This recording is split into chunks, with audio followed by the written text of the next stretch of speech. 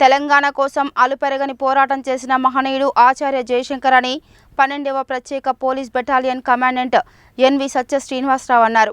ఆయన తన పరిశోధనలు, అధ్యయనాల ద్వారా తెలంగాణ ఉద్యమంపై ప్రజలకు అవగాహన కల్పించడం ద్వారా అసలైన తెలంగాణ సిద్ధాంతకర్తగా పేరు పొందారని అన్నారు.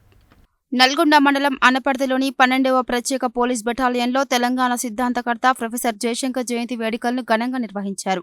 జయశంకర్ చిత్రపటానికి కమాండెంట్ సత్య శ్రీనివాసరావు పూలమాల వేసి నివాళులర్పించారు. ఈ సందర్భంగా ఆయన మాట్లాడుతూ 1962 నుండి తెలంగాణ కోసం ప్రొఫెసర్ జయశంకర్ అనేక ఉద్యమాలు నిర్వహించారని చెప్పారు. Non Mulki go back, idli sambar go back ఉద్యమాలు చేశారని తెలిపారు. తన రచనల ద్వారా తెలంగాణ ఉద్యమానికి ఊపిరిలూదారని అన్నారు.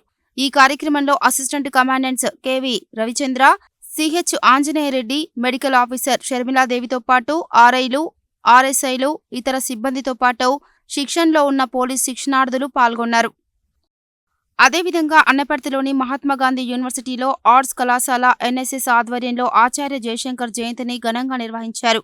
జయశంకర్ చిత్రపటానికి యూనివర్సిటీ రిజిస్ట్రార్ అల్వాల రవి పూలమాల వేసి నివాళులర్పించారు.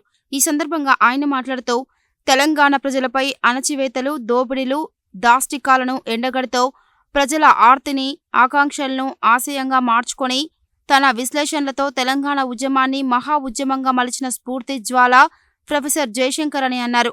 శ్రమ, ఆత్మవిశ్వాసం, త్యాగాలు, పోరాటాలతో నిండిన ఆయన జీవితం నేటి తరానికి స్ఫూర్తిదాయకమన్నారు. నీళ్లు, నిధులు, నియామకాల నినాదాలను ఆత్మగౌరవ పోరాటంగా మలచడంలో ప్రొఫెసర్ జయశంకర్ పాత్ర కీలకమని అన్నారు.